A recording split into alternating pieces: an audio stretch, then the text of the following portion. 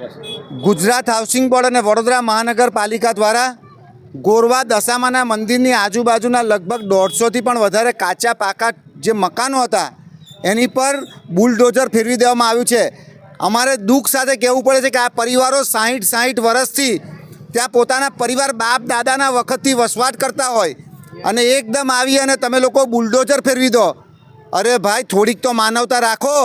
અને અમે તો વિનંતી કરીએ છીએ કે તમે કદાચ તમને ઝૂંપડા નડતા હોય, આ ગરીબ નડતા હોય, ગરીબી નડતી હોય તો અમે એની અંદર તમારી જોડે સહભાગી થઈશું, પણ તમે લોકો એ લોકોને વૈકલ્પિક વ્યવસ્થા આપો, એને કંઈક મકાન આપો। આપણે બીજી બાજુ મોટી મોટી જાહેરાતો કરીએ છીએ, પ્રધાનમંત્રી આવાસ યોજના, મુખ્યમંત્રી આવાસ યોજના, 50 લાખ જેટલા મકાનો આપણે ગુજરાતની અંદર બનાવવાના છે।